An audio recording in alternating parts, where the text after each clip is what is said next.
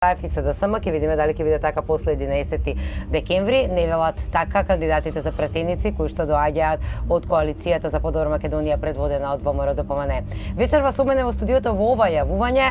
Имаме чест да го имаме Васил Пишев, кој што е кандидат за пратеник од изборната единица 4, во изборната единица 4, а цел ден со нас заедно во автобусот е аналитичарот Никола Србов, патува со нас уште од Скопје и целиот ден ќе го помина заедно со нас анализирајќи ги пораките од политичарите. Добро вечер, ти благодарам што се оdzва да бидеш дел од патувачкиот автобус мобилното студио на телевизија Нова.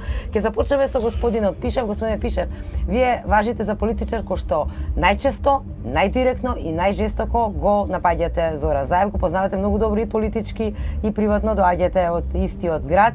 Од каде таа жестина? Тој беше и политички противник во 2013 година. Што можете вие да кажете за Заев од овде од мобилното студио на телевизија Нова вечер? Најпрво сакам да ве поздравам сите вас и исто и гледачите на ТВ Нова. Точно е тоа дека Зоран Заев многу често и редовно го напаѓам, но секој пат го напаѓам со факти и аргументи. Но Зоран Заев, морам да кажам дека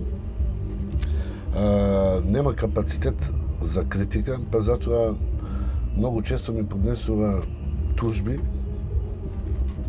на основниот суд во Струница за кој нема основ. Исто морам да кажам дека тој се представува како лажен демократ. Морам тоа да го кажем и пред македонските јавности и пред македонските граѓани. Да кажам кој е Зоран Заев. Зоран Заев од едно скромно момче, пред да влезе во политиката, беше едно скромно момче, но кога влезе веќе 14 години наназад, видовме дека тој стана еден од најбогатите луѓе во Струмица, а можем да кажем и во државата, и како јас го нарекувам најбогат феодал. Затоа што половина од фабриките и самите струмичани знаат дека се под негова контрола на кланот, на кланот Заеви. Сите тендери што помина преку општината додека е градоначалник, исто така помина во раците на Чиче, на Тате, на Бате, на Снаата и на други пријатели, негови пајташи, што ги кажувам јас. Значи, се на се врти околу, се овде да застане и меѓу нив да биде. Меѓутоа, тој еден од основните постулати во неговата кампања е дека како успешен градоначалник на Струмица сака да ја направи сега Македонија по примерот на Струмица. Што велите за тоа? Дали е Струмица успешна? Па види, Струмица, морам да кажам дека и тоа што го гледам сега на телевизија пред неколку дена во политичка кампања, дека се представува како човек дека доаѓа од честно семејство, но јас морам да кажам дека неговиот татко пред некоја година крадеше струја и кој е судски осуден. Исто после тоа неговиот личен татко не плаќаше, имаше даночно затојување на фирмата. Исто не плаќаше данок и е судски осуден. Исто негов братучет, прв братучет, исто така осуден за неплаќање данок. Мислам дека за такви луѓе повеќе не е местото. Како викаат старите, крушата паѓа под крушата. А што се однесува до плановите за Струмица, морам да кажам дека во 2013-2017 од неговата изборна програма, кога излезе и кога рече пред граѓаните на општина Струмица дека ќе го направи тоа, до ден денеска нема направено ништо. Тој си замена во Скопје, општината ја остави сама на себе, во самата општина не се знае кој води, сите изигруваат градоначалник, ако прашите од чистачка до шеф на кабинет, сите се, морам да кажам, а граѓаните секојдневно се тука, ради своите маки, бараат помош, да разговараат, бидејќи ги притискат многу проблеми, секакви проблеми, а најмногу од комунално-инфраструктурни проблеми. Еве денеска бев на Цветан Димов, тоа е една приградска населба, морам да кажам, 300 метри оддалечена од самиот град, мислам од центарот на градот. Замислите, општина од буџет со 30 милиони евра И ден денес луѓето кои честно си ги плаќаат своите сметки на градот, своите даночни решенија, ден денес 21 век ги немаат најосновните, најелементарните елементи, немаат канализација, немаат одводна канализација, немаат улици, значи секој врнење на дожд, тоа станува хаос, поплава кои ти се поплавуваат. Но тој, еве, колку буџети останува глув, и јас денес со мојот колега Ванко Верманчев, кандидатот за пратеник, бевме таму и дадов збор дека во мај на наредните локални избори, на првата седница, тоа ќе биде ставено да се разгледува и да се направи тоа. Исто за ова место Безник, што го викаат, и за Егејско, бидејќи имаме такви две места во Струмица. Каде тој ден денески 12 години апсолутно не сака да слушне за да го реши тој проблем на граѓаните. Ке се навратиме на оној што вие им нудите на граѓаните. Сега меѓутоа господин Саров, токму ова сакам да го прокоментирам со вас, да го проанализираме. Едно од основите на кампањата на Социјалдемократскиот сојуз и на опозицијата е дека ништо не е направено. Со дрве и камења се фрлаше за канализацијата и одводниот систем за Стајковци за време на поплавите, така натака. Еве сега слушаме дека и овде во Струмица не е. Видите, Зоран Заев кажа дека сакал водејќи Струмица, сака Македонија да ја направи Струмица. Со оглед на тоа што го гледаме во Струмица, не дај Боже да дојде во некаква ситуација да прави Македонија како што правил во Струмица. Првенствено, како што кажи господинот Пишев, ги има узурпирано 50% од фирмите кои се во градот Струмица. Тоа е чисто уцена врз граѓаните. Со самото тоа што 2013 година тој победува на локални избори со многу мала разлика, значи 1000 гласови разлика, 1000 и нешто гласа разлика, а 2014 година ВМРО ДПМН добива на парламентарните избори, е доволен индикатор да видиме како тој ги оценува локалните граѓани, мештани за да гласаат за него и под кои уцени тие гласале за него и со какви ветувања.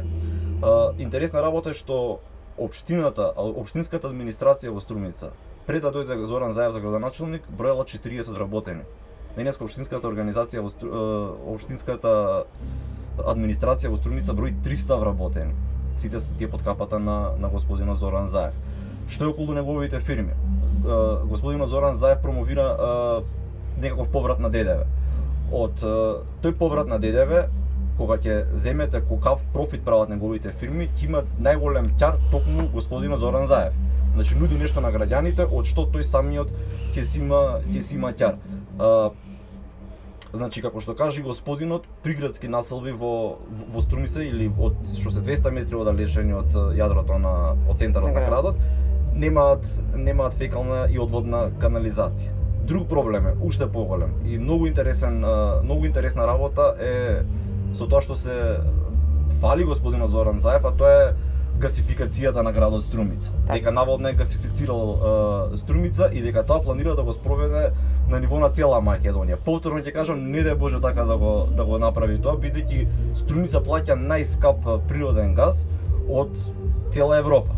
Од друга страна, во програмата на политичкиот противник на Зоран Заев, во програмата на ВМРО ДПМН, само за овој регион овдека имаат испроектирано 100 километри гасоводна мрежа, која преку Гевгелија ќе треба да се поврзе со Република Грција. Во таа гасоводна мрежа, сега да не навлагам, е предвидено прво да се поврзе со Грција, па нагоре со Србија, со што гасот би преминувал преку нас.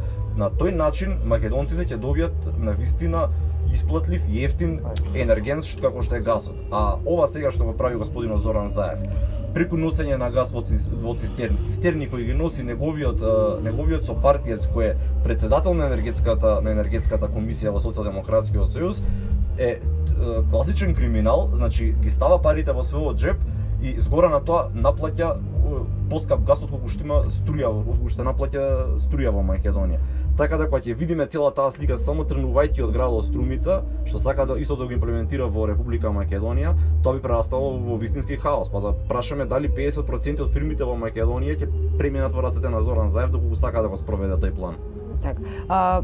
Сепак Водеачката партија на која што припаѓате и вие има проекти за овој дел и имаше проекти. Успевавте ли за ова време додека Зоран Заев ја има палката во градот Струмица и во изборната единица 4 некои од тие проекти да се имплементираат и што е она што сметате дека сега доколку победите ќе можете да им го подобрите животот на граѓаните на Струмица? Видите, ние за 10 години се докажавме и како партија. Се што направивме за Македонија. Голем хендикеп беше, значи, ова политичка криза. 2 годишна. Се застана. Да, се застана. Единствен и главен кривец е тој, бидејќи тој за мене лично, значи, како предавник, го предаде македонскиот народ.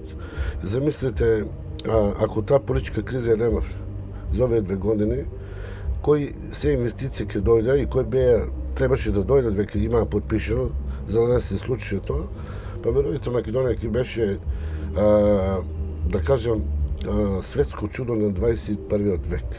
Ама тоа не одговараше на некои структури, надворешни структури, па затоа го најдоа господинот Заев. Дојди ти, момче, и ти, еве, ќе наметнеш таа криза, ние ќе ти помогнеме и така. Значи, мислам дека треба веќе да се престане со Македонија, да се експериментира со неја и треба да не остават. Бидејќи, пак ќе кажем, ние се докажавме за овие 10 години, направивме многу. Морам да кажем дека во време додека тој е градоначалник, ние во Струмица и Струмичко направивме доста проекти. Сега го правиме во изградба е дел од медицинскиот центар Крилото. Тоа ќе биде најголемиот ургентен центар во Источна Македонија, кој вреди 7 милиони евра, ќе има 4 операциони сали и ќе обслужува преку 230.000 народ. Потоа ја реновиравме старата полиција. Ја реновиравме затоа што граѓаните тоа го бара, затоа што старата чаршија беше замрена, умрена во Струмица, а тоа е срцето на градот. Так. И тогаш господин Ставрески вети, вика, ќе се реновира старата полиција и внатре ќе ги сместиме 4 управи. Значи управа за јавни приходи, матичната служба, имотноправни служби и катастерот. И еве сега почна со работа, се почнати сите 4 на едно место. Од културата при крај веќе театарот, му ја враќаме душата на градот, на уметноста, стариот Струмички театар. За нашите населени места за Куклиш ја изградивме браната Маркова брана, системот за наводнување, кој тој систем ги обслужува трите населени места, Куклиш, Баловци и Свидовица. Го отворивме исто патот спрема Куклиш-Банско, го реновиравме целосно патот Струмица Дојран. Со нашето доаѓање на ВМРО го пуштивме патот Струмица Радовиш. Многу инфраструктурни проекти, мислам, локални патишта. Пошто се однесуваат на ова што се однесуваат, ги направивме. Сега со новата програма за што не реално што ја викаме нашата нова програма, за Струмица, значи, нудиме доста проекти.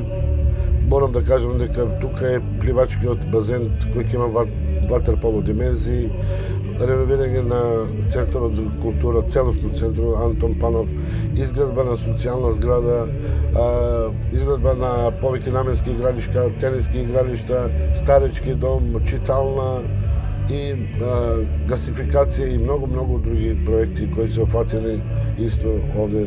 И голем исто пак за земјоделците продолжуваме со сите проекти, така, нема продолжување, има и нови. Многу. Многу ви благодарам што одвоите време. Јас можам да чуjem, се надевам дека може да чуете гледачи на телевизија Нова, што туку започна музичкиот дел од митингот, на подготвителното. Ќе ве ослободиме. Благодарам што одвоите време да бидете дел од нашиот патувачки автобус и мобилното студио, да ги чуеме и вашите ставови, она што им го нудите на граѓаните. Она што го очекувате дека ќе имате можност да Струмица ја добиете повторно во рацете на ВМРО ДПМН, да нема удел толку заев и да ги реализирате овие планови, така. Па мислам дека маската на Зоран Заев падна во Струмица, се виде дека тој е единствен аболициран криминалец, ракетар. Струмичини исто така го видува кој е Зоран Заев на снимката кога го ракетираше нашиот приватен стопанственик од Струмица, кога му бараше 200.000 евра за легализација, 1 евро за вице, 1 евро за црквата, и се види кој е веќе Зоран Заев. Затоа очекувате да победите на избори. Да. Така. Градимир, јас тука ќе го затворам ова отворено јавување од мобилното студио на телевизија Нова, да го ослободиме господинот Пишев да отиде на бината помеѓу граѓаните на Струмица. И веќе имам информација дека плоштадот Гоце Делчев овдека во Струмица е полн. Таму и колешката Данче Азманова, атмосферата ќе ви ја пренесе нормално. А ние повторно имаме вклучување и во следното издание на вестите, а и отвореното студио. Вечерва ќе го водиме толку од мобилното студио на телевизија Нова.